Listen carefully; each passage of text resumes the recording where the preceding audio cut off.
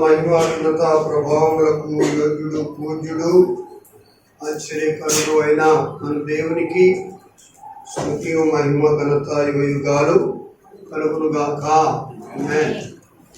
ఇక వాక్యము చాలా శ్రేష్టమైంది. వాక్యమే యేసయ్య. ఈ వాక్యాన్ని మనం చాలా జాగ్రత్తగా మరి వినాలి. వాక్యమును ప్రవచించగలరు. మన పిల్లలు ఉంటారు, మరి వస్తూ ఉండేవాళ్ళు వెళ్ళేవారు ఉంటారు. ఎటువైపు చూడకూడదు. వాక్యం మీదనే మనము దృష్టి పెట్టి లక్ష్యం ఉంచి మనం వినాలి. అది మనకు ఆశీర్వాదం.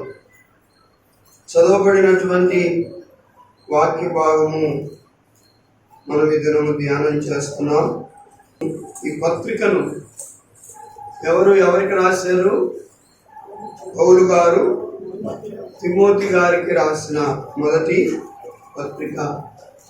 ఆయన ఎన్ని పత్రికలు రాశారు? తిమోతి గారికి 2 పత్రికలను రాశారు. మొదటి పత్రిక, 2వ పత్రిక. కానీ మొదటి పత్రికలో తిమోతికి చెప్తున్నారు పౌలు గారు, సంఘంలో ప్రజలు ఎలా ఉండాలి అనే దాని గురించి చెప్తున్నారు. సంఘములో ప్రజలు ఎలా ఉండాలి. ఇక్కడ ఏమంటారంటే దేవుని మందిరములో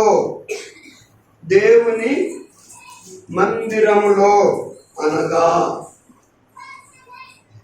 జీవము గల దేవుని సంఘములో, జీవము గల దేవుని సంఘములో జనులు ఎలాగూ ప్రవర్తింపవలెనో అది నీకు తెలియవలెనని ఈ సంగతులు నీకు రాయుచున్నాను. కనుక సంఘములో మనం ఎలా ఉండాలో తెలుసుకోవటం నిజంగా చాలా మంచిది. సంఘం అంటే మందిరములో అన్నారు. మందిరము వేరే, సంఘము వేరే. కాబట్టి మొత్తం మీద ఆయన సంఘం గురించి చెప్పాలనుకుంటున్నాడు. సంఘం అంటే ఎవరు? యేసుక్రీస్తు ప్రభు రక్తంలో కడగబడిన, రక్షించబడిన దేవుని బిడ్డల యొక్క సమూహమే ఎవరు? సంఘం. కాబట్టి ఈ సంఘములో మనలో ప్రతి ఒక్కరం కూడా ఎలా ఉండాలి అని తెలుసుకోవాలి. కనుక ప్రతి ఒక్కరం కూడా ఎలా ఉండాలి, సంఘంలో మనం ఎలా ఉండాలి అని మనం నేర్చుకోవాలి. సంఘంలో ఎలా ఉండాలో తెలియకపోతే మనము ఆధ్యాత్మికంగా ఒక క్రమశిక్షణ లేని వారంగా ఉంటాం. కనుక ప్రతి దాంట్లో కూడా ఒక క్రమశిక్షణ, స్కూల్ పిల్లలకు ఒక క్రమశిక్షణ ఉండాలి. అలాగా స్కూల్ రూల్స్ ప్రకారం నడుచుకోకపోతే కుదరదు. కనుక అలాగే ప్రతి ఒక్క డిపార్ట్మెంట్లో, ప్రతి ఒక్క హాస్పిటల్లో, ప్రతి ఒక్క మరి దీనిలో కొన్ని రూల్స్ ఉంటాయి. వాటిని అనుసరించి ఉండాలి. కాబట్టి సంఘంలో కూడా మనం ఎలా ఉండాలి అన్నది పౌలు గారు తిమోతి గారి ద్వారా మనకు తెలియజేస్తున్నారు. కాబట్టి ఏమంటారట? జీవము గల దేవుని మందిరములో జనులు ఎలాగూ ప్రవర్తింపవలెనో అది నీకు తెలియవలనని సంగతులు నీకు రాయిచున్నాను. ఎవరికి తెలియాలి? ఎవరికి తెలియాలని రాస్తున్నాడట? చెప్పండి, ఎవరికి తెలియాలని? తిమోతికి తెలియాలి, నీకు తెలియాలని. ఎవరికి రాశారు పత్రిక? తిమోతి గారికి రాశారు. మరి నీకు అంటే తిమోతి గారికి తెలియాలి. నీకు తెలిస్తే నీవు అలాగా సంఘంలో అందరినీ తయారు చేస్తావు, ఉండాలని ఆదేశిస్తావు. అందుకనే ముందు నేను నీకు తెలియజేస్తాను. ఏం తెలియజేస్తున్నాను? మందిరములో అనగా ఏ సంఘం అంట? జీవము గల దేవుని సంఘం. కనుక మనము జీవము గల దేవుని సంఘము మనం. కాబట్టి దేవుని సంఘమైన మనము ఈ సంఘములో లేక ఈ మందిరములో మనం ఎలా ఉండాలో మనం తెలుసుకోవాలి. ఎలా ఉండాలో అలా ఉండకపోతే మనం ఉన్నా ఒకటే లేకపోయినా ఒకటి. నేను కానీ మీరు కానీ. చాలా మంది మన పిల్లలు చెబుతారు, ఇంట్లో నీవు ఇంట్లో మర్యాదగా జాగ్రత్తగా తల్లిదండ్రుల మాట విని లోబడి ఉంటే ఉండు, లేకపోతే అంటారు తల్లిదండ్రులు. కాబట్టి నీ ఇష్ట ప్రకారంగా ఎప్పుడంటే అప్పుడు రావటం, నువ్వు ఎక్కడికంటే అక్కడికి వెళ్ళటం. కాబట్టి ఇవన్నీ చేసినట్లయితే మా కుటుంబానికి మర్యాద ఉండదు, అవమానం అవుతుంది. నేను బయట తిరగలేను, నువ్వు ఎవరు కూడా తలెత్తుకోలేను. కాబట్టి నువ్వు ఇంట్లో ఉండదలుచుకుంటే ఇలా ఉండు, లేకపోతే నీ ఇష్టం. ఈరోజు మన పిల్లల గురించి మనం హెచ్చరించుకుంటాం. కాబట్టి అలాగనే దేవుడు సంఘములో ఉన్న మనలందరినీ కూడా ఏం చేస్తున్నాడు? హెచ్చరిస్తున్నాడు. ఇప్పుడు మనం ఎవరం కూడా అనలేము, నేను లేకపోతే సంఘం లేదు. నేను కూడా అనలేను, లేకపోతే సంఘం లేదు కనుక నేనుంటే కదా సంఘము అని ఎవరు కూడా అనవసరం లేదు. ఆయనకు ఎవరున్నా నడుస్తుంది. నేనే ఈ సంఘాన్ని ఉద్ధరించేది అని నేను అనలేను. కాబట్టి ఈ సంఘానికి అధినేత శిరస్సు ఎవరు? యేసయ్యే. కాబట్టి ఆయన చెప్పినట్లు నేను కానీ మీరు కానీ మనం అందరం కూడా ఏం చేయాలి? నడవాలి. అలాగా నడుచుకోకపోతే మన వలన యేసయ్యకు ఏం ఉపయోగం ఉండదు. మనము దశమ భాగం ఇవ్వచ్చు, ఇవ్వకపోవచ్చు. మరి దేవుని కానుకలు ఇవ్వాలి, ఇవ్వకపోవచ్చు. అది ఎవరిష్టం వాళ్ళు. బలవంతం ఏం లేదు. ఎవరిష్టం అది. నీవు వాక్యానుసారంగా చేతులు కడుక్కోవాలి, నేను క్లీన్గా ఉండాలి దేవుని దృష్టిలో అంటే నువ్వు ఆయన చెప్పినవి చేయండి. లేకపోతే మేము చేయమంటే అది మీకు ఇష్టమైంది, మీకు ఇడవబడింది. నా ఇష్టం నాకు ఇడవబడింది. కానీ ఒకరోజు దేవుడు మనల్ని అడుగుతాడు. అందుకనే సంఘములో మనం ఎలాగా ఉండాలి అని అంటారు. నేను ఒక టాపిక్ మీద ఈరోజు ఒక అంశం మీద ధ్యానం చేస్తాను. ఏంటంటే స్తంభం అనే మాట మీద ధ్యానం చేస్తాను. స్తంభము ఏమై ఉండాలట? ఎలాగూ ప్రవర్తించవలను. ఎలాగూ అన్న దగ్గర ఏముంది? ఒక చిన్న 5 నంబర్ ఏముంది? 5 ఉంది. కింద చూడండి, నీవెలాగు. సంఘములో ఎలాగు అంటే ప్రతి ఒక్కరం కూడా నేను ఎలాగూ ఉండాలో. సంఘములో ఎలాగ ఉండాలి అంటే ఏంటండి? నేను ఎలాగా ఉండాలి. యవనస్తులు కానీ యవనస్తురాలు కానీ వృద్ధులు కానీ మరి మధ్య వయసులో ఉన్నవారు కానీ పాస్టర్ గారు కానీ అందరం కూడా మనం ఎలాగ ఉండాలి అన్నది నీవెలాగ ఉండాలో తెలుసుకోవాలి, నేను ఎలాగ ఉండాలో తెలుసుకోవాలి. కనుక మనము నీవెలాగ ఉండాలో తెలుసుకోవాలని చెప్తూ పౌలు గారు ఒక మాట అంటారు. ఏంటంత రాయిచున్నాను? ఆ సంఘం అంటే నీవు, అంతే కదా అర్థము. నీవు ఆ సంఘము సత్యమునకు స్తంభమును ఆధారమునై ఉన్నది. నీవు ఎలా ఉండాలి అంటే సత్యమునకు స్తంభమును ఆధారమునై ఉండాలి. కనుక ఒకటి నేను 3 స్తంభాలను మీకు చూపిస్తాను. కనుక ఇది 1వ స్తంభం. ఏంటి? ఈ స్తంభానికి ఒక పేరు పెట్టాడు పౌలు గారు. ఏంటంటే ఏ స్తంభం ఇది? సత్యమునకు ఆధారమైన స్తంభం. సత్యమునకు ఆధారమైన స్తంభం. కాబట్టి మనము ప్రతి ఒక్కరం కూడా దేవుని మందిరంలో సత్యమునకు ఆధారమైన స్తంభాలుగా ఉండాలి. సంఘంలో ఎలా ఉండాలి? సత్యమునకు ఆధారమైన స్తంభాలుగా ఉండాలి మనం. నెంబర్ 1 అది. కనుక అది పౌలు అంటారు. సంఘంలో ఎలాగంటే అలా ఉండకూడదు. సత్యము ఏంటడా? సత్యమునకు స్తంభమును ఆధారమునై ఉన్నది. ఏది ఉన్నది? సంఘము అనగా ఎవరు? మీరు నేను. సత్యమునకు ఆధారమును, సత్యమునకు స్తంభమును ఆధారమునై ఉన్నది. కనుక మనం అందరం కూడా సత్యమునకు స్తంభాలుగా ఉండాలి, అసత్యానికి కాదు. అసత్యము మన నోట రాకూడదు, అబద్ధము మన నోట రాకూడదు. కనుక లేనిది ఉన్నది, ఉన్నది లేనట్టు మనము చెప్పకూడదు. అలా చెప్తే మనం బలహీనమైపోతాం. కనుక ఇక్కడ ఎలాంటి స్తంభముగాను ఉండాలి, నేను ఉండాలని పౌలు గారు సంఘంలో హెచ్చరిస్తున్నాడు అంటే సత్యమునకు స్తంభముగా ఉండాలి, సత్యమునకు స్తంభం ఉండాలి. చాలా మంది అసత్యానికి స్తంభాలుగా ఉంటారు, అసత్యానికి స్తంభాలుగా ఉంటారు. సత్యానికి స్తంభాలుగా ఉండరు, అసత్యానికి స్తంభాలుగా ఉంటారు, అబద్ధాలకు స్తంభాలుగా ఉంటారు. నిజంగా మనిషి నోట ఎప్పుడు కూడా సత్యమే అన్న మాటే మనం కొంతమంది జీవితంలో చూడలేము.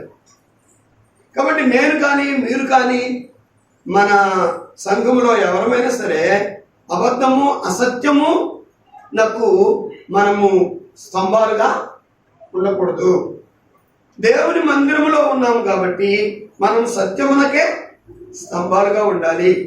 భార్య కానీ భర్త కానీ పిల్లలు కానీ మీరు సంఘములో సభ్యులుగా చేర్చబడ్డారు అంటే, జీవము కలిగిన దేవుని సంఘములో ఒక సభ్యులుగా మీరు ఉన్నారు అంటే మీరందరూ కూడా సత్యమునకు స్తంభాలుగా ఉండాలి. ఇంట్లో అబద్ధాలు ఆడి మందిరంలో సత్యం చెప్పడం కాదు, మందిరంలో సత్యం చెప్పి బయట అబద్ధం ఆడడం కాదు. మన జీవితంలో ఆయనను అంగీకరించింది మొదలుకొని మన లాస్ట్ బ్రీత్ వరకు, మన లాస్ట్ శ్వాస వరకు కూడా ప్రభువులో మనం సత్యంగానే బ్రతకాలి. ఎందుకంటే మన దేవుడు సత్యమై ఉన్న దేవుడు, ఆయన సత్యమై ఉన్న దేవుని సంఘం ఇది.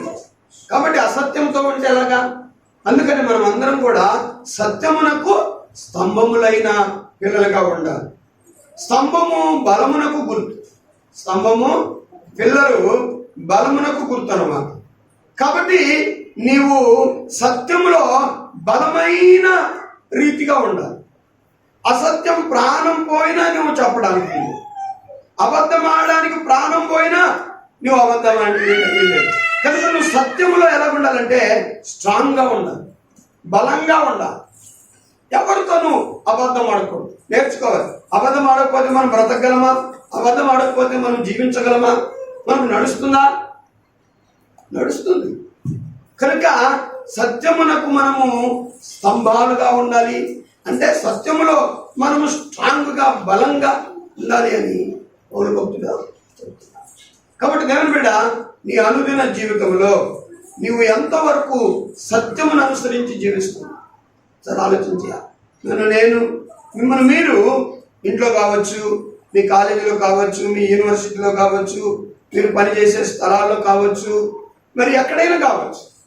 కనుక నీవు ఎవరితో అయితే మాట్లాడుతున్నావో, ఎవరితో అయితే స్నేహం చేస్తున్నావో, ఎవరితో అయితే కలిసి ఉంటున్నావో, కనుక నీ తల్లి కావచ్చు, నీ భర్త కావచ్చు, నీ స్నేహితులు కావచ్చు, నీ యొక్క అనుదిన జీవితంలో నువ్వెంతవరకు సత్యంతో బ్రతుకుతున్నావు? అబద్ధం ఆడకుండా నిజాయితీగా, నిక్కర్సుగా, నీతి కలిగి, సత్యము కలిగి, యథార్థంగా నువ్వు బ్రతుకుతున్నావా? సరే ఆలోచన చేయాలి. ఎందుకంటే నీవు నేను ఎలా ఉండాలని చెబుతాడు సంఘంలో? సత్యమునకు స్తంభంగా ఉండాలి.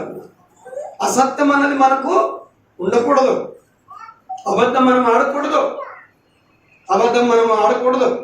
భార్యతో మాట్లాడినా, భర్తతో మాట్లాడినా మరి యథార్థంగానే మాట్లాడాలి. దేవునితో మాట్లాడినా యథార్థంగానే మాట్లాడాలి. కాబట్టి యథార్థత మనం పోగొట్టుకుంటే మనం అబద్ధికులము. చాలా మందిని అబద్ధం ఆడిన వారిని మనం బైబిల్ గ్రంథంలో చూస్తాం. అబద్ధికులు, యథార్థతను చెప్పని వారు, అసలు వాస్తవంగా ఏం జరిగిందో ఒప్పుకొనని వారు. కయ్యను జీవితాన్ని మనం చూస్తాం. కయ్యను జీవితంలో ఆదికాండం 4వ అధ్యాయము 13వ మాట నుండి మనం చూసినప్పుడు, యెహోవా ఈ తమ్ముడైన హేబేలు ఎక్కడ ఉన్నాడని కయీనును అడుగగా, అతడు నేను ఎరుగను, నా తమ్మునికి నేను కావలి వాడనా అని. ఎవరితో మాట్లాడుతున్నాడు కయ్యను? దేవునితో. మనము ఎవరితో మాట్లాడతామో వారిని బట్టి మాట్లాడాలి. చిన్నపిల్లలతో ఎలా మాట్లాడాలో, పెద్దలతో ఎలా మాట్లాడాలో, కొద్దిగా అధికారులతో ఎలా మాట్లాడాలి, ఆఫీసర్ల దగ్గరికి వెళ్ళినప్పుడు ఎలా మాట్లాడాలి, రాజకీయ నాయకుల దగ్గరికి వెళ్ళినప్పుడు ఎట్లా మాట్లాడాలి. కొందరైతే మాట్లాడడానికి, ఆ గొప్పవారి దగ్గర మాట్లాడడానికి ఏమవుతారు, భయపడతారు. ఒక టీచర్ దగ్గరికి స్టూడెంట్ వెళ్తే భయంతో వెళ్తాడు కనుక భయపడతాం కొన్నిసార్లు. కానీ దేవునితో మాట్లాడేటప్పుడు చాలా జాగ్రత్తగా మనం మాట్లాడాలి. భయం లేకుండా, భక్తి లేకుండా, దేవుడు అంటే లెక్క లేకుండా, ఎవరితో మనుషులతో మాట్లాడినట్లు, మనుషులతో అబద్ధం ఆడినట్లు నువ్వు దేవునితో మాట్లాడితే అసలు నీకు ఆత్మీయుడవేనా, ఒక విశ్వాసమేనా, ఒక దేవుని బిడ్డవేనా? దేవుని దగ్గర ఎలా మాట్లాడాలో ఆ యొక్క వినయం, ఆ విధేయత, తగ్గింపు, ఆ లోబడే స్వభావం నీకు లేనప్పుడు దేవుణ్ణి లెక్క లేకుండా నువ్వు మాట్లాడితే ఎలాగా? కాబట్టి ఇక్కడ ప్రభు మాట్లాడుతున్నాడు. భూమి ఆకాశములకు సృష్టికర్త, విశ్వాన్ని కలుగజేసిన మహోన్నతుడైన దేవుడు ప్రశ్నిస్తున్నాడు ఎవరిని? కయ్యను.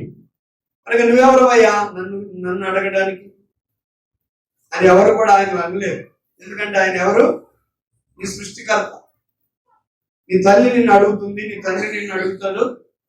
ఎందుకు అంటే వారు నిన్ను కన్నారు కనుక నిన్ను బాగు చేయడానికి, నిన్ను వాళ్ళు చనిపోయే వరకు కూడా అడుగుతుంటారు.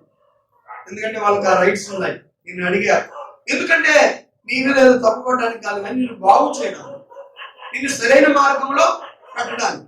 నువ్వెవరు నన్ను అడగడానికి అంటే ఇక వాళ్ళు సైలెంట్ అయిపోతే నీ బ్రతుకు కుప్పలించనిస్తారు. కాబట్టి ఇక్కడ దేవుడు అడుగుతున్నాడు. దేవుడు కయ్యను అడిగింది ఆ నేరాన్ని అట్లా గురించి శిక్షించాలని కాదు, కానీ దేవుడు కయ్యను అడిగింది సత్యం చెప్తే, నిజం చెప్తే, తప్పు ఒప్పుకుంటే సరి చేద్దాము, పశ్చాత్తాపడితే క్షమించుదాము అన్న ఉద్దేశంతోనే దేవుడు కయ్యను అడిగాడు. కాబట్టి అలా అడిగితే కయ్యను ఏమన్నాడు? నీ తమ్ముడైన ఏబేలు ఎక్కడ కయ్యను అని ఎంత మర్యాదగా ప్రభు అడిగాడు. ఏమన్నాడు? ప్రభు ఎలా మాట్లాడాడు? యెహోవా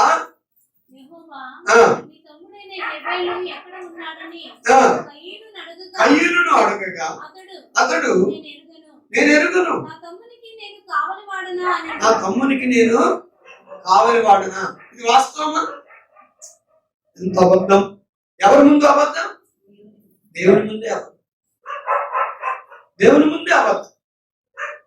కాబట్టి ఏ విషయంలో అబద్ధం? నువ్వు చేసింది ఏమిటో నిన్ను దేవుడు అడిగినప్పుడు నువ్వు చెప్పకపోవటమే చాలా పాపము, చాలా పాపం. అబద్ధము పాపమా కాదా? అబద్ధము పాపమా కాదా? ఏమంటారు? అబద్ధం పాపమా కాదా? అబద్ధం పాపమే, అబద్ధము పాపమే. కనుక అబద్ధము నిన్ను ఎక్కడికి తీసుకెళ్తుందో తెలుసా? మరి మనం ప్రకటన గ్రంథంలో చూస్తాం 20వ అధ్యాయము 8వ వాక్యంలో మనము చూస్తాం. పిరికి వారును, అసహ్యులను, నరహంతకులను, వ్యభిచారులను, మాంత్రికులు, ఇక్కడ లాస్ట్ ఎవరైనా అబద్ధం ఆడే వాళ్ళందరూ అగ్ని గంధకములతో మండు గుండములో నిత్య నరకములో పాలు పొందుదురు అని. అబద్ధము నిన్ను ఎక్కడికి తీసుకెళ్తారు తెలుసా? అబద్ధము ఒక విశ్వాసిలో అబద్ధానికి చోటి ఎందుకు ఇవ్వాలి? అబద్ధమునకు చోటు ఎందుకు ఇవ్వాలండి మనం? అబద్ధము దేవుని స్వభావం కాదని. అది ఎవరి గుణం? అపవాది గుణం. యోహాను సువార్త 8:43 మనం చూద్దాం.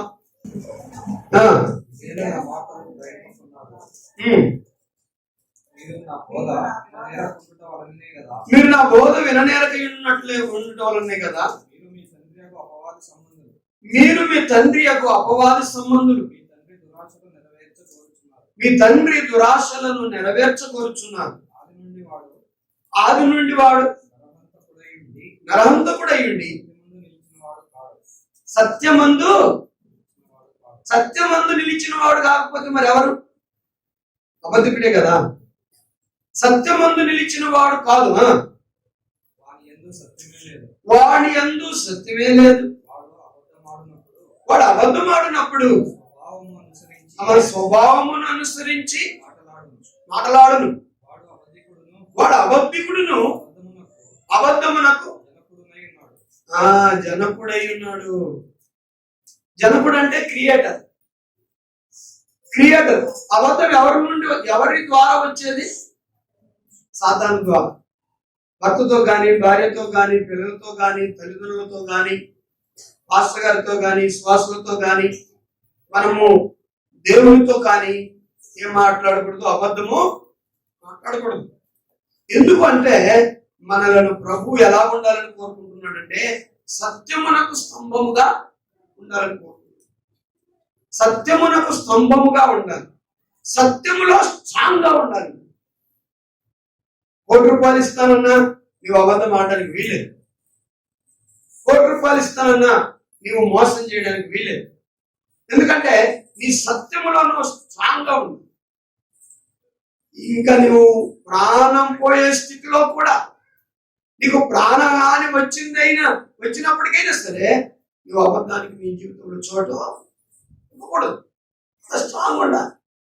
కనుక కయ్యను అబద్ధం ఆడుతున్నాడు అంటే ఎవరి స్వభావం ఉంది? కయ్యలో అపవాది స్వభావం, సాతాను స్వభావం. ఈరోజు మనందరిలో సాతాను స్వభావం ఉండకూడదు. మనం కూడా అబద్ధం ఆడితే సాతాను స్వభావం ఉన్న వాళ్ళమే.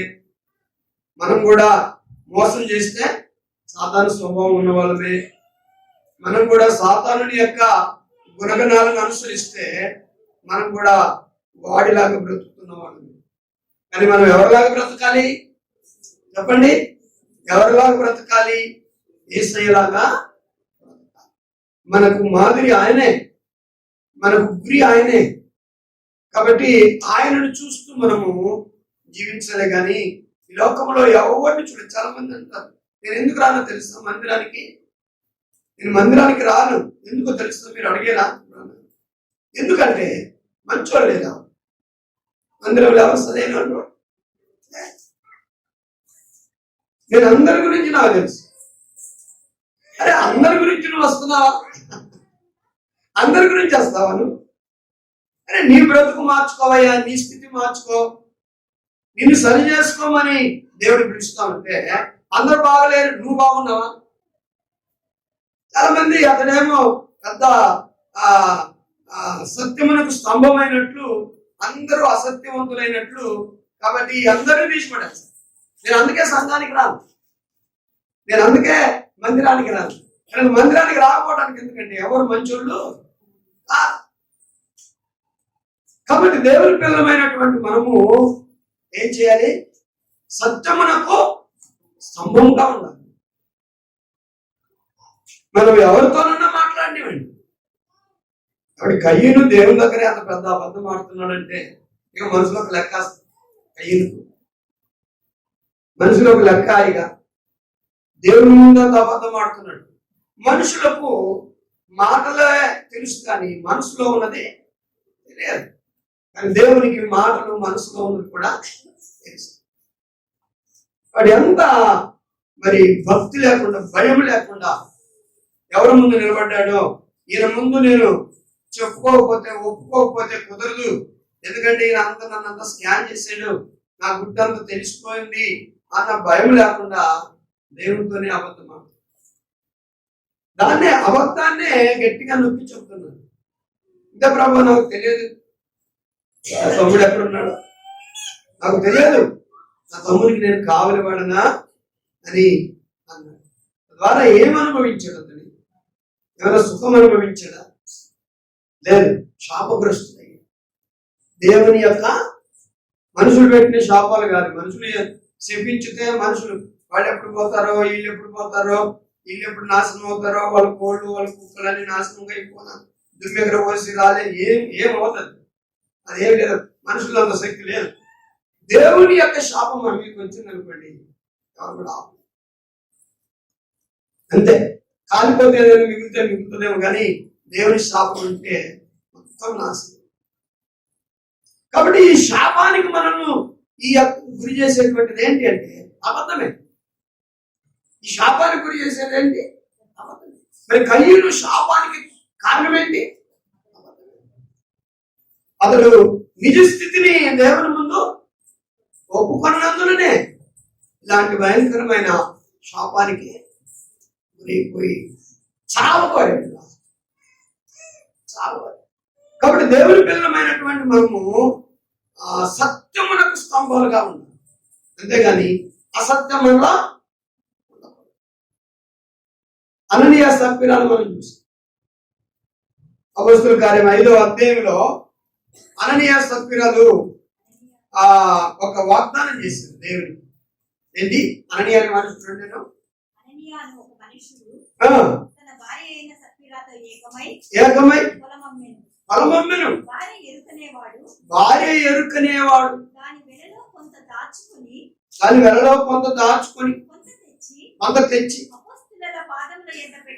అపోస్తలుల పాదముల యందు పెట్టెను. అప్పుడు పేతురు అననీయ భూమి వెలలో కొంత దాచుకొని పరిశుద్ధాత్మను మోసపుచ్చుటకు సాతాను ఎందుకు నీ హృదయమును ప్రేరేపించును? అది నీ యొద్ద ఉన్నప్పుడు ఇదే కదా అమ్మిన పిమ్మట అది నీ వశమై ఉండలేదా? ఎందుకు ఈ సంగతి నీ హృదయములో ఉద్దేశించుకుని ఉన్నావు? నీవు మనుషులతో కాదు. కాబట్టి ఎవరితో అబద్ధం ఆడుతున్నాను? దేవునితో అబద్ధం ఆడుతున్నాను. మనకి ఎంత జీతం వస్తుందో మనకు అవసరం లేదు. నీకు ఎంత జీతం వస్తుందో, నీ దేవుని ఎదుట నువ్వు యథార్థంగా ఉంటే చాలు. నువ్వు ఎంత కూలి చేసి సంపాదిస్తావో నువ్వు ఎవరికి చెప్పనవసరం లేదు. దేవునికి ఎదుట యథార్థంగా ఉంటే చాలు. నువ్వు ఇచ్చిన మాట, నువ్వు పట్టుకున్న దానిని గట్టిగా పట్టుకొని యథార్థంగా భక్తితో, భయంతో, సత్యముతో నువ్వు నడుచుకుంటే చాలు. కాబట్టి ఇక్కడ చూడండి, ఎవరు అడిగారు అననీయ సప్ఫీరాలను సేవ కొరకు మీరు పొలమమ్మి ఇవ్వమని? ఎవరు అడగలేదు. కాబట్టి వారికై వారే ఏం చేశారు? భార్యాభర్తలు ఇరువురు కూడా మాట్లాడుకొని ఏకమై ఏం చేశారు? పొలము అమ్మారు. ఎందుకు అమ్మారు పొలము? ఉద్దేశం ఏంటి? పొలం అమ్మటలో ఉద్దేశం ఏంటి? దేవునికి ఇవ్వాలన్న ఉద్దేశం. ఏంటి ఉద్దేశం అండి? దేవునికి ఇవ్వాలన్నటువంటి ఉద్దేశం కలిగి ఏం చేశారు? పొలం అమ్మారు. కానీ దేవునికి ఇచ్చినటువంటి మాటను వారు నిలబెట్టుకోలేకపోయారు.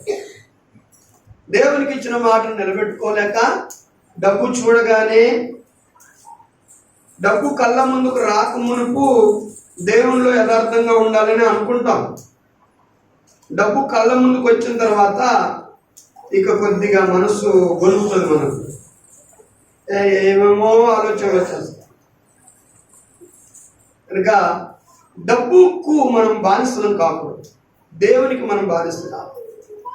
డబ్బుకు మనం లోపడకూడదు, దేవునికి మనం లోపడాలి. సిరి మనల్ని ఏలకూడదు, దేవుడు మనలను ఏలాలి. కాబట్టి నీవు దేవుని ఆజ్ఞ కంటే ధనమును ఎక్కువగా ప్రేమించావనుకో, నిన్ను ఏలేది ధనమే కానీ దేవుడు కానే కాదు.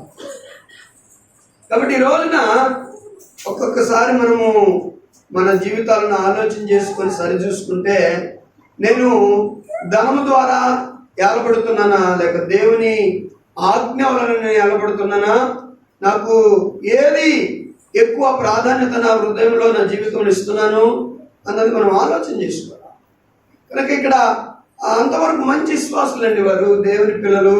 సంఘంలో, ఆది అపోస్తలుల సంఘంలో మంచి విశ్వాసులు వాళ్ళు, అననీయ సత్రాలు, నిజంగా వారందరికీ మాదిరిగా ఉండవలసినటువంటి వారు. ఇచ్చే విషయంలో కొంతమంది వారి వాక్యాన్ని చూసే నేను ఇవ్వాలని ఇస్తూ ఉంటారు. మరి కొంతమంది ఏం చేస్తారు, అవసరమా నువ్వు ఇవ్వటము అని మరి కొంతమంది అంటారు.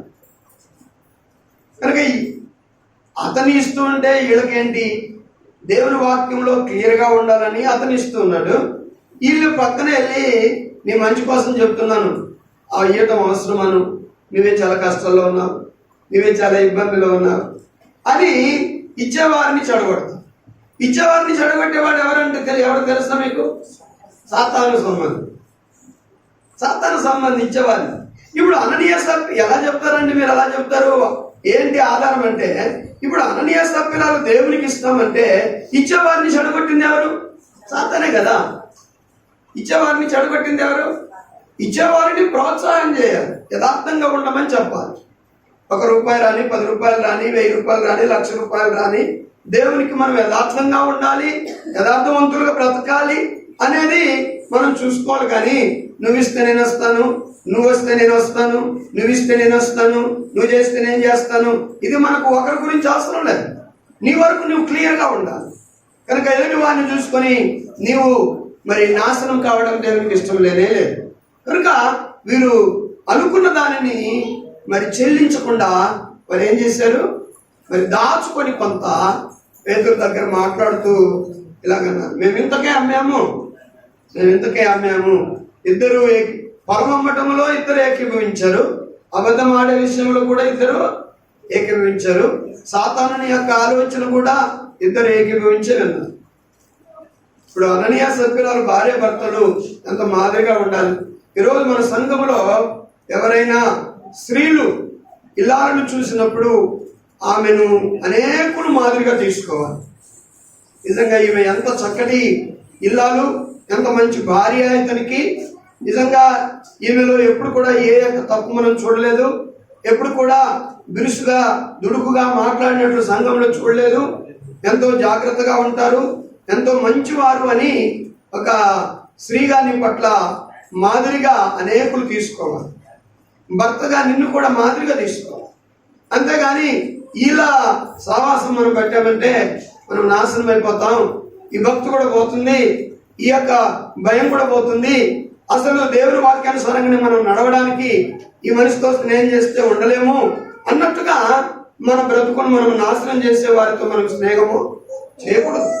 అది మనకు మంచిది కానే కాదు, మనం నాశనం అయిపోతాం. కనుక వారిరువురు కలిసి సాతాను మాట విన్నారు. పేతురు గారు క్లియర్గా చెబుతున్నారు, ఎందుకు మీ హృదయములను సాతాను ప్రేరేపించింది. ఎవరు ప్రేరేపించారు? ఆత్మ ప్రేరేపించాలి. మనం ఎవరు ప్రేరేపించాలి? పరిశుద్ధాత్మ ప్రేరణలో మనము ఉండాలి, నడవాలి, కానీ చేయాలి. కానీ దురాత్మ ప్రేరేపణలతో మనం ఏమి చేయకూడదు. దురాత్మ ప్రేరేపణ అంతా కూడా వాక్యానికి విరుద్ధంగా నడవదు. సినిమాకెళ్ళు, షికారుకెళ్ళు, వారిని కొట్టు, వీరిని తిట్టు, అటు చూడు, ఇటు చూడు, వాళ్ళతో తిరుగు, వీళ్ళతో తిరుగు, అన్నీ చెడ్డాయి. ఆ దొంగ పని చేయి, ఈ దొంగ పని చేయి, అక్కడ వాళ్ళు తీసుకొచ్చుకో, వీరిని తీసుకొచ్చుకో. కాబట్టి ఈ రీతిగా అపవాది మనకు అనేక సలహాలు ఇస్తుంది. కనుక దురాత్మ చెప్పినట్టు మనం నడవకూడదు. కానీ పరిశుద్ధాత్మ చేత మనం ఏం చేయబడాలి? ప్రేరేపింపబడి సత్యమందు మనం నడుచుకోవాలి. కనుక ఎందుకు అపవాది మిమ్మల్ని ప్రేరేపణకు మీరు లోబడ్డారు అని హెచ్చరిస్తూ పేతురు గారు ఒక స్ట్రాంగ్ అయిన మాట అంటారు, మీరు మనుషులతో కాదు అబద్ధమాడి, దేవునితోనే అబద్ధం. మనుషుల దగ్గర అయితే ఏమనుకోవద్దన్నా, నా తప్పు అయిపోయింది, నన్ను క్షమించు అంటే సరిపోదు. దేవునితో అబద్ధం ఆడతారా మీరు? అసలు ఏమైనా భయం ఉందా మీకు? భయం లేకుండా ప్రభు ముందే ఇంత పెద్ద అబద్ధం. ఈరోజు ప్రభు ఆత్మ కూడా నన్ను అడగమని చెప్పింది కాబట్టి నేను అడుగుతున్నాను. ఇంతకైనా నేను అడగవలసిన పని ఏంటి? కాంకలు వేసే వాళ్ళందరినీ మనం అడుగుతామా? ఇంతేనని మనం ఎందుకు అడుగుతాం? కాబట్టి వాళ్ళకి దేవుని ఆత్మ ఎంత ప్రేరేపించిందో అంతేస్తారు. కానీ పరిశుద్ధాత్ముడు కొన్నిసార్లు మనల్ని ఏం చేస్తాడంటే, ఇచ్చేది ఆయన కనుక మనకు ఆదాయం ఇచ్చే దేవుడు కనుక ఇచ్చిన ఆదాయంలో ఇంతేనా అని అడుగుతాడు. ఇంతేనా ఇంతేనా అంటే ఇంతే అని వాడు చెప్తాడు. అది వాస్తవం కాదు, అది అబద్ధము. దేవుని ఎదుట నీవారు అబద్ధమా? ఇంకా భయం లేని జీవితం, భక్తి లేని జీవితం. ప్రారంభమేమో విశ్వాసిగా ప్రారంభించారు, చివరికి అవిశ్వాసులుగా, సాతాను సంబంధులుగా ఏమైపోయారు? చచ్చిపోయారు. అబద్ధానికి మరి ఏమైపోయారు? వాడు ఇరువురు చనిపోయారు. అక్కడే పడిపోయి దేవుని యొక్క శక్తి చూడండి, ప్రభావం ఎంత ఆ స్పాట్లో అక్కడ పనిచేసింది. ఈరోజు కృప కలిగిన దేవుడు కాబట్టి అబద్ధాన్ని ఆడిన వెంటనే చంపట్లేదు, మనం మోసం చేసిన వెంటనే చంపట్లేదు, పాపం చేసిన వెంటనే చంపట్లేదు, అన్యాయం చేసిన వెంటనే చంపట్లేదు. కృప చూపిస్తున్నా, సరి చేసుకున్నా, అన్యాయాన్ని సరి చేసుకొని న్యాయంగా నడుస్తా, అబద్ధాన్ని తీసివేసుకొని సత్యంగా నడుస్తా, అనీతిని తీసుకొని నీతిగా నడుస్తారు, చెడును తీసివేసుకొని మంచిగా నడుస్తారు అని ఆయన కృపను ఇస్తూ ఉంటే, ఆ కృపను మనం నిర్లక్ష్యం చేసామనుకోండి, మనల్ని ఎవరు కూడా రక్షించలేరు. కాబట్టి దేవుని పిల్లల మీద మనము సత్యానికి స్తంభాలుగా ఉండాలి, కానీ అబద్ధానికి స్తంభాలుగా అనకూడదు. అందుకనే పౌలు గారు అంటారు, సంఘములో జనులు ఎలా ఉండాలి అంటే, మీరు ఎలా ఉండాలి, నేను ఎలా ఉండాలి అని ప్రభు కోరుకుంటున్నానంటే, సత్యమునకు స్తంభాలుగా ఉండాలి. దేవునికి స్తోత్రం. సత్యమునకు ఎప్పుడైతే స్తంభాలుగా మనం ఉంటామో అప్పుడు నిజంగా దేవుడు మనల్ని ఆశీర్వదిస్తాడు. అబద్ధము ఆడుకుంటూ మన పిల్లల అబద్ధం, చాలా మంది తల్లిదండ్రులు, తల్లి ఇలాగంటది, తండ్రి కూడా అలాగంటారు. అరే మనం బజార్కి వెళ్ళి వస్తున్నాం కదా, అక్కడికి వెళ్ళి వచ్చామని మీ నాన్నకి చెప్పదు. అల్లమ్మ మాయ్, మీ నాన్నకి చెప్పొద్దు మనం అక్కడికి వెళ్ళి వచ్చామని. ఆ అమ్మాయి సరే సరే సరే అంటే మా నాన్నకు సత్యం తెలియకూడదు. మా అమ్మ మా నాన్న దగ్గర దాచేస్తుంది సార్. ఆ అమ్మాయి ఎదిగినప్పుడు ఆ అమ్మాయి కూడా అదే చేస్తుంది. నువ్వు ఆ అమ్మాయి తప్పు తప్పు, నువ్వు సత్యంగా బ్రతకాలి, నిజాయితీగా చెప్పాలి నా దగ్గర అంటే, ఆ అమ్మాయి అంటది కదా, నీ కూతురే, నువ్వు మా నాన్నకి అది చెప్పొద్దని నాతో అన్నావు కదా, నువ్వెంత నిజాయితీగా. కాబట్టి రోజున మనం కానీ మన పిల్లలు కానీ మన దేవుని ఎదుట ఎలా ఉండాలి? సత్యమునకు స్తంభాలుగా ఉండాలి. అప్పుడు సంఘములో దేవుడు నీకు ఒక మర్యాద, ఒక వాల్యూ, ఒక ఘనత ఇస్తాడు. నువ్వు అబద్ధకుడవై మన కుటుంబం అంతా అబద్ధమే అయిపోతే, సత్యం అన్నదే మనకు లేకపోతే, దేవుడు ఎలాగ నీకు విలువిస్తాడు, దేవుడు ఎలాగ నిన్ను వాడుకుంటాడు, దేవుడు ఎలాగ దీవిస్తాడు, దేవుడు ఎలాగ మేలు చేస్తాడు. కాబట్టి అబద్ధమారిన ఇరువురి యొక్క బ్రతుకులను మనం చూసినప్పుడు, ఇరువురు కూడా ఒకరు శాపగ్రస్తులయ్యారు, అబద్ధమాడిన వారు, మరొకరు చనిపోయారు, అబద్ధమాడి చనిపోయారు. కాబట్టి ఎంత భయంకరమైన విషయం. అందుకని దేవుని పిల్లలమైన మనము సత్యమునకు స్తంభాలుగా ఉండాలి. సత్యమునకు స్తంభాలుగా ఉండాలంటే సత్యములు ఎలా ఉండాలి? బలంగా ఉండాలి. స్తంభం బలమునకు గుర్తు, అంత బలమును మోసుకుంటుంది. కాబట్టి ఆ స్తంభం వలె మనం సత్యం విషయంలో స్ట్రాంగ్గా, బలంగా ఉండాలి. అంటే ఎవరు కూడా మనతో అబద్ధము చెప్పించకూడదు. ఎవరు ప్రయత్నం చేసినా మనం అబద్ధం చెప్పకూడదు. దేంట్లో స్ట్రాంగ్ ఉండాలి? మనం సత్యములో బలంగా ఉండాలి. సత్యములో బలంగా ఉన్నప్పుడు నీ దేవుడు నిన్ను చూస్తాడు. నిజంగా నా కుమార్తె, నా ప్రియ కుటుంబము, నా ప్రియ కుమారుడు సత్యములో ఎంత స్ట్రాంగ్గా ఉన్నాడు. నిజంగా ఆ కుటుంబం అంటే నాకు చాలా ఇష్టం, ఆ బిడ్డలంటే నాకు చాలా ఇష్టం, ఈ అబ్బాయి అంటే నాకు చాలా ఇష్టం. కనుక సత్యముతో నువ్వు జీవిస్తున్నావు కనుక దేవుడు నిన్ను బహుగా ఏం చేస్తాడు? బహుగా దీవిస్తాడు. అసత్యం ఆడుకుంటూ, అబద్ధాలు ఆడుకుంటూ, మోసాలు చేసుకుంటూ, అన్యాయం చేసుకుంటూ, ఇలాగా సంపాదనతో మనము పోషించబడుతూ దేవుని యొక్క భయం లేకుండా, భక్తి లేకుండా, దేవునికి నువ్వు ఇచ్చేది కూడా అన్యాయంగా సంపాదించింది అవసరం లేదు. చాలామంది జూలమాడి తెచ్చి ఇస్తారు, కొంతమంది దొంగతనం చేసి దేవునికి ఇస్తారు. కొందరు అనుకుంటారు ఈ దొంగతనంలో నాకు కొద్దిగా హెల్ప్ చేసినామంటే దేవా నీకు కూడా భాగం ఇస్తాను. అయినా అవసరం లేదు. దేవుడు సత్యవంతుడు, దేవుడు న్యాయవంతుడు. దేవుడు అన్యాయాన్ని, అబద్ధాన్ని సహించడు. అబద్ధం అంటే ఆయనకు చాలా కోపం. అందుకనే కయ్యను శపించాడు. అందుకని అననీయ సప్పిరాను ఎవరు ఇక మాట మాట్లాడడానికి, బదులు మాట్లాడడానికి ఒక్క గడియ కూడా సమయం ఇవ్వకుండా స్పాట్లో వారు చనిపోయారు. ఎంత భయంకరం! సంఘానికి చాలా భయం వేసిందండి. దేవుని శక్తి. కాబట్టి దేవుని బిడ్డలమైన మనము సత్యమునకు స్తంభము.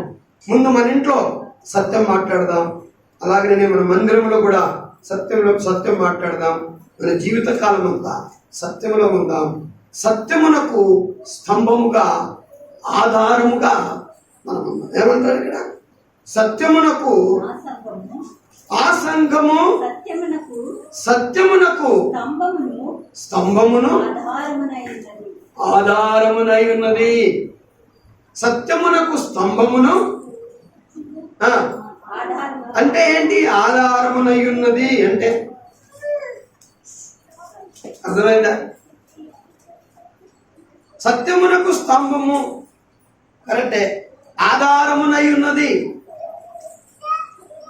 ఆధారం దేనికి ఆధారం? అది సత్యమునకు ఆధారం. ఇప్పుడు మనం పిల్లలను పెంచుకుంటుంటారు తల్లిదండ్రులు. ఎందుకు? డబ్బులు ఎక్కువైపోయి వాళ్ళని పెంచుకోవట్లేదు. దేవుడు ఇచ్చాడు కాబట్టి చక్కగా చదివించి, బట్టలు ఇచ్చి, మంచి పొజిషన్లో పెట్టి, ఉద్యోగం ఇప్పించి, ఉన్నతంగా ఉండాలని చూసుకుంటూ ఉంటారు. ఎందుకు అంటే వృద్ధాప్యంలో మాకు కొద్దిగా ఆధారంగా ఉంటారు. మమ్మల్ని తన్నేసి మాదంతా దోచుకొని పోయి వెళ్ళిపోతారని పెంచుకుంటారా? లేదు. ఎందుకు పెంచుకుంటాం? మన పిల్లలను మనకు ఆధారంగా ఉంటారు. మనము బలహీనులుగా ఉన్నప్పుడు మనకు ఆధారంగా ఉంటారు. మనం పడిపోతున్నప్పుడు మనకు ఆధారంగా ఉంటారు. మనం అనారోగ్యంగా ఉన్నప్పుడు మనకు ఆధారంగా ఉంటారు అన్న దృక్పథంతో మనం పెంచుకుంటాం. కానీ ఈ వదిలేసి మధ్యలోనే వెళ్ళిపోతారని మనం అనుకోం. ఈరోజు గుర్తుపెట్టుకో దేవుని బిడ్డ,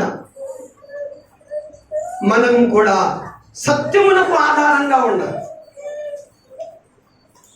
పిల్లలు తల్లిదండ్రులకు వారి వృద్ధాప్యంలో, వారి అవసాన కాలంలో, వారు బలహీనతలో ఎలాగైతే ఆధారంగా ఉండాలని పెంచుకుంటారో, ఇంకా కొన్ని మనం ఆధారాలు ఉంటాయి. బ్రతుకు తెరువు కొరకు ఆధారాలు ఉంటాయి. కొన్ని ఉద్యోగం మనకు బ్రతుకు తెరువు కొరకు ఒక ఆధారం. మన చేతులు కష్టమే మనం భోజనం చేయడానికి ఆధారం. ఎవరిచ్చారు ఈ ఆధారం? దేవుడే ఇచ్చారు. నువ్వు సంపాదించిందంతా బలి సంపాదించావు కాబట్టి సాయంకాలం అంతా సారాయి కొట్లో పెట్టరా, ఫుల్ వేసుకురా. ఈ మాట చెప్పేది సాధారణ. దేవుడు అలా చెప్పాడు. నువ్వు పాడైపోతున్నావు. నీ కష్టార్జితం అంతా నీ భార్య పిల్లలే తిన్నారు. 128వ కీర్తన మొదటి మాటను చూద్దాం.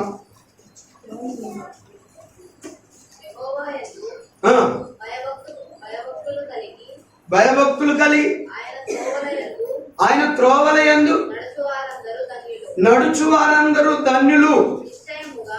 నిశ్చయముగా అంటే తప్పకుండా, ఖచ్చితంగా నీవు నీ చేతుల కష్టార్జితమును. దేవునికి స్తోత్రం.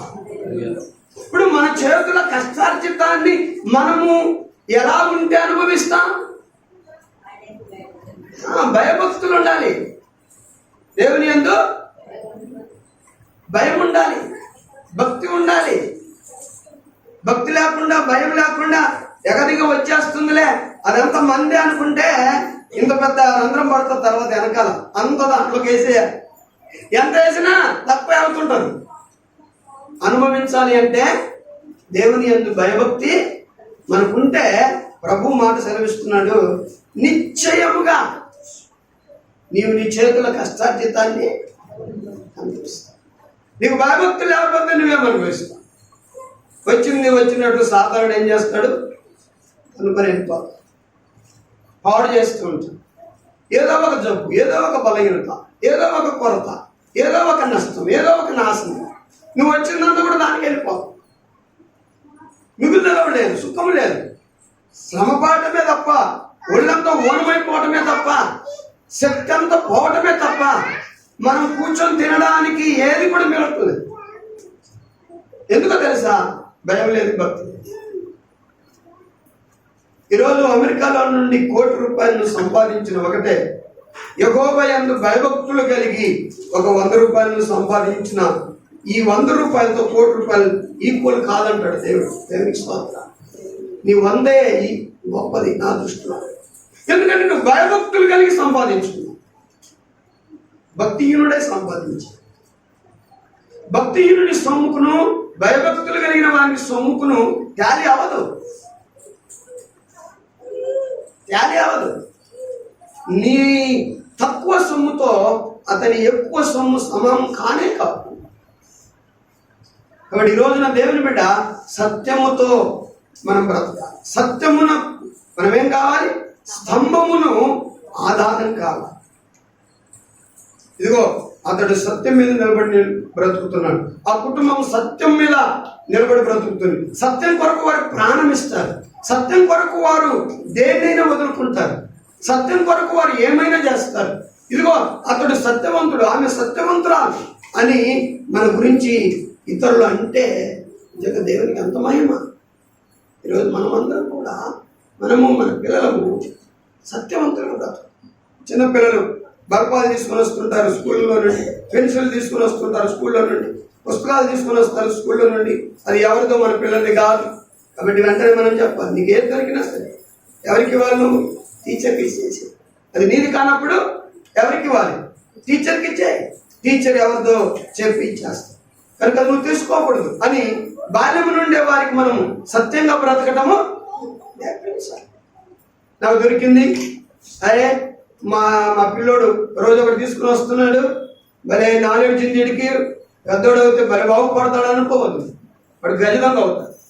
కాబట్టి ఈ రోజున దేవుని పిల్లమైన మనము ఎంత సత్యంగా బ్రతుకుతామో, ఆ సత్యంలో ఎంత స్ట్రాంగ్గా బలంగా ఉంటామో దానిని దేవుడు బట్టి మనం ఆశ్రయిస్తాం. అందుకనే సంఘములో మనం ఎలా ఉండాలట? 1వ స్తంభము సత్యమునకు, స్తంభమును సత్యమునకే ఆధారమై ఉండాలి. అసత్యానికి ఆధారం ఉండదు. ఇంకొక ఎగ్జాంపుల్ చెప్తాను. ఆధారం అంటే వాడు దొంగతనం చేసుకొని పట్టుకుంటాడు.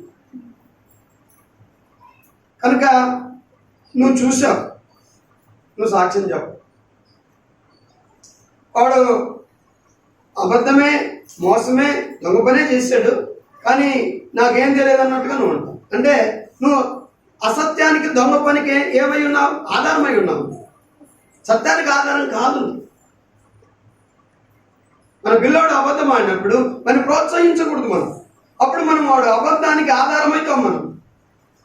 మనం సత్యానికే ఆధారంగా ఉండాలి, కానీ అబద్ధానికి ఆధారంగా, మోసానికి ఆధారంగా, అన్యాయానికి ఆధారంగా, చెడుకు ఆధారంగా మా పిల్లడు అలాంటి పనులు ఎప్పుడు చేయడు అంటారు. మా వాడు ఎవరిని తీసుకొచ్చుకోడు. మా వాడిని నోట బూతులేరా. మా వాడు వాడిని కొట్టాడంటే నేను నమ్మను. వాడి ఉంచుకున్న తల పైకెత్తాడు. వాడు ఇలాగ ఈ అమ్మాయిని అన్నాడు, అలాగ అబ్బాయిని అన్నారంటే నేను నమ్మను. అన్ను అంటున్నాను, నీ కుమారుని నువ్వు గద్దించుకో. వాడు అన్నను నీవు వాడికి సపోర్ట్గా వెళ్తావంటే నువ్వు పాపానికి ఆధారం అవుతావు, అసత్యానికి ఆధారం అవుతావు, అబద్ధానికి ఆధారం అవుతావు. అలాగెప్పుడు కూడా మనం ఆధారం కాదు, ఖండించాలి. మనం దేనికి ఆధారంగా ఉండాలి? సత్యానికి ఆధారం. మనం దేనికి స్తంభంగా ఉండాలి? సత్యమునకు స్తంభంగా ఉండాలి. అలాగున్నప్పుడు దేవుడు మనల్ని బాగుగా ఆశ్రయిస్తాడు. కనుక ఆ రీతిగా పరిశుద్ధాత్మ దేవుడు మనములను సత్యమునకు స్తంభముగా, ఆధారముగా ఉండినట్లు మనలందరినీ ప్రభువులో వాడుకొనుగాక. ఆమేన్.